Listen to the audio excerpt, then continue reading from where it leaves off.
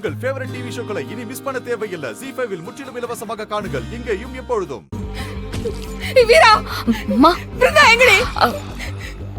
நீ எதுக்குமா இங்க வந்த? பிருந்தா எங்க? கேட்டதுக்கு மட்டும் பதில் சொல்லு. பிருந்தா எங்கடி?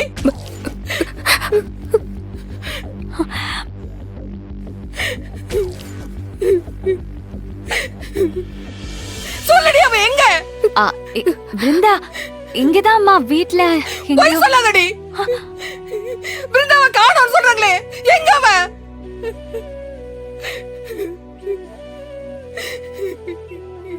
அம்மாவுக்கு இந்த விஷயம் தெரியக்கூடாதுன்னு நினைச்சுக்கிட்டு இருந்தோம். ஆனா எப்படி தெரிஞ்சது? என்னடி யோசிக்கிற? ஏன் அமைதியா இருக்கீங்க எல்லாரும்? பிருந்தா எங்க? வலி, என் பொண்ணு எங்க? அது அது அம்மா பொறுமையா இருமா. அம்மா, உன்கிட்ட யார் சொன்னாங்க? யார் சொன்னா என்ன? நான் தான் சொன்னேன்.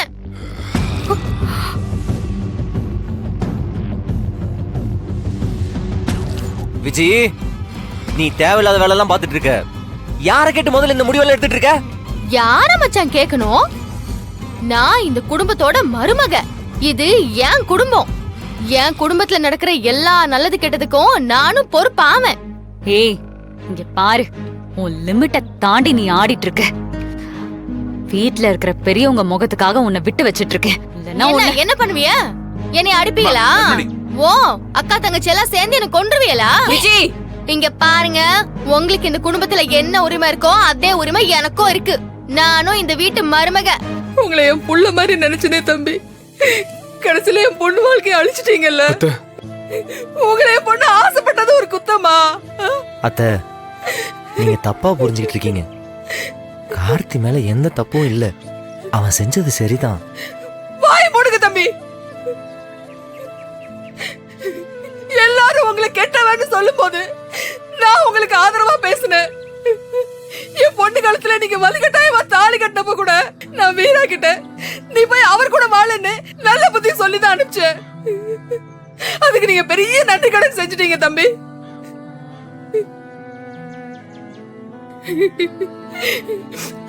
ஒரு தாய் உயிரோட இருந்து அந்த பிள்ளைகளை வளர்க்கலன்னா அதுக்கு எந்த லட்சணத்துல வாழறதுங்கிறதுக்கு நீங்க எல்லாம் தான் ஒரு உதாரணம்.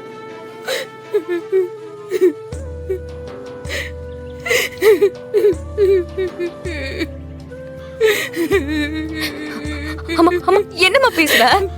விடுறி, இவங்களெல்லாம் நல்லவங்க நம்பணும் பாரு. அதுதான் நம்ம பண்ண தப்பு. போதும், நிறுத்துங்க. நானும் பாத்துக்கிட்டே இருக்கேன். எல்லாத்துக்கும் ஒரு அளவு இருக்குமா? ஏதோ இந்த குடும்பத்துல சம்பந்தம் பண்ணிட்டீங்களே, இந்த குடும்பத்தோட லாப நஷ்டத்தெல்லாம் அனுபவிச்சிட்டீங்களேங்கிற ஒரே காரணத்துக்காக வாயை மூட்டிட்டு இருந்தா நீங்க பேசுறதை எல்லாம் கேட்டுட்டு சும்மா இருக்க முடியாது. என்னங்க அப்படி நான் என்ன தப்பா பேசிட்டேன்? நீங்க வளர்த்த பிள்ளைங்க பண்ணதெல்லாம் நியாயமா? ரெண்டு பேரும் சேர்ந்து என் பிள்ளைங்க வாழ்க்கையை நாசம் பண்ணிட்டாங்க. இதுக்கு என்ன பதில் சொல்ல போறீங்க? நீங்களும் கல்யாணம் பண்ணி ரெண்டு பொம்பளை பிள்ளைங்களை பெத்து அதுகளை கட்டி கொடுத்திருந்தா அதோட கஷ்ட நஷ்டம் என்னன்னு உங்களுக்கு தெரிஞ்சிருக்கும். அதான் இங்க எதுவும் இல்லையே. அதான் இப்படி மனசாட்சி இல்லாம பேசுறீங்க. பாத்தியானா, உன் தங்கச்சியை என்ன வார்த்தை சொல்றாங்கன்னு கேட்டுட்டு தானே இருக்க. நீ எதுவுமே சொல்ல மாட்டல்ல. என் வலி என்னன்னு புரியாத உங்ககிட்ட நான் அப்படிதான் பேசுவேன். என்ன பேசுவீங்கன்னு கேக்குறேன். நான் கல்யாணம் ஆகாதவதான், புள்ள குட்டி பெத்துக்காதவதான். ஆனா வளர்த்த பிள்ளைங்களை ஒழுங்கா வளர்த்து வச்சிருக்க. உங்களை மாதிரி பொண்ணுங்களை பெத்துக்கல.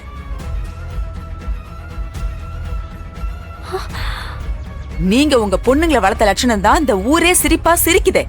இதுங்க இந்த வீட்டுக்கு வந்த நேரம் தான் ஏன் குடும்பமும் நடுத்தருவுல சிரிப்பா சிரிக்குது.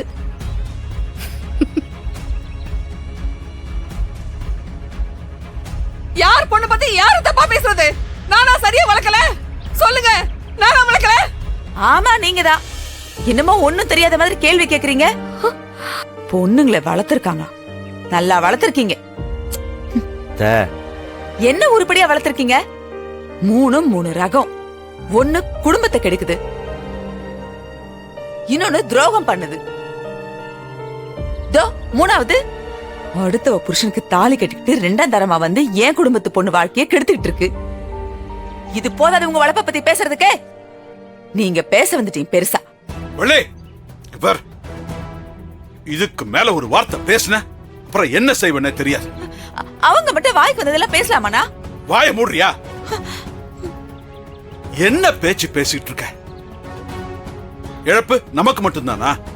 அவங்களும் பெரிய இழப்ப சந்திச்சிருக்காங்க. அவங்க ஒன்னும் பொண்ணை கட்டிக்கன்னு முன்னாடி வந்து நிக்கல. நாம தான் இந்த வீட்டுக்கு சம்பந்தம் பண்ண போனோம். அத மனசுல வச்சுக்கிட்டு பேசு. நம்ம வீட்டு பொண்ணு காணாம போயிருக்கு. அதை தேடி கண்டுபிடிக்கிறது எப்படின்னு யோசிக்காம ஆளாளுக்கு சண்டை போட்டு நிக்கிறீங்க. ஏய், என்ன பண்ணுவீங்களோ ஏது பண்ணுவீங்களோ எனக்கு தெரியாது. இன்னைக்கு பொழுது சாயறதுக்குள்ள பிருந்தா இங்க வந்தாகணும்.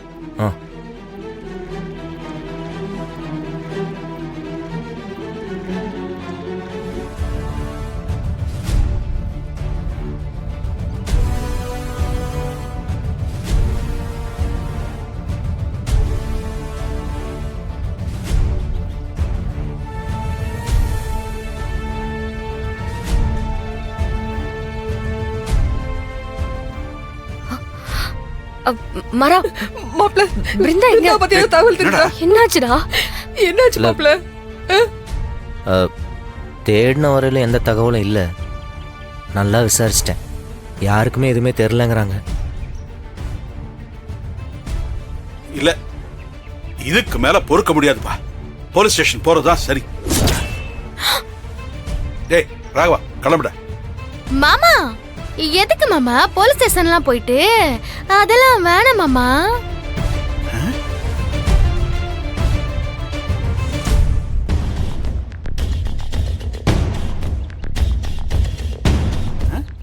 ஏமா, போலீஸ் ஸ்டேஷன் போனா நீயே பதற? இல்ல மாமா, ஏற்கனவே 2வது கல்யாணம் பண்ண கேஸ்லயே அவங்கள ரொம்ப கஷ்டப்பட்டு வெளில கொண்டு வந்திருக்கேன். இப்ப போய் நீங்க மறுபடியும் போலீஸ்ல கம்ப்ளைண்ட் கொடுத்தீங்கன்னா மொத்த குடும்பத்தையும் தூக்கி உள்ள வச்சிருவாங்க மாமா. அதே சொல்றேன். இவ பதறதுக்கு காரணம் இதுவா இருக்க வாய்ப்பே இல்லையே. அப்படி ஒன்றும் இவன் நல்லவ கிடையாது. எதுக்கு இப்போ இவ்வளோ பதறணும்? தப்பா இருக்கே. ஏமா, அதுக்காக தேர்றேன்னு எவ்வளவு நேரத்தை வேஸ்ட் பண்ணிட்டு இருக்கிறது? பிருந்தாவுக்கு ஏதாவது ஆயிடுச்சுன்னா அது தப்பாயிடும். தாமதிக்கிற ஒவ்வொரு நிமிஷமும் ஆபத்து தான். அது என்னவா இருந்தாலும் பரவாயில்லமா, போலீஸ் ஸ்டேஷன் போறதுதான் சரி. போலீஸ்க்கு போனா முதல்ல எல்லாரும் நம்மள தான் சந்தேகப்படுவாங்க. விஜய் சொல்ற மாதிரி நம்ம வீட்டில் 2 கல்யாணம் நடந்திருக்கு. லீகலா இது ரொம்ப தப்பு. அப்படிங்கும்போது நம்மளை சுத்தி பெரிய பிரச்சனை உருவாயிடும். அது கேஸ் ஆகும். அப்புறம் மீடியா அது இதுன்னு நம்ம குடும்பத்தை நாளடிச்சிடுவாங்கப்பா. எனக்கு தெரிஞ்ச ஒரு போலீஸ் டீம் கிட்ட இதை போலீஸ் கேஸா ஃபைல் பண்ணாம நான் விசாரிக்க சொல்றேன்ப்பா. ஏதாவது பண்ணி தொலைங்கடா. அந்த பொண்ணுக்கு எதுவும் ஆகக்கூடாது, அவ்வளவுதான். நான் பாத்துக்கிறேன்ப்பா.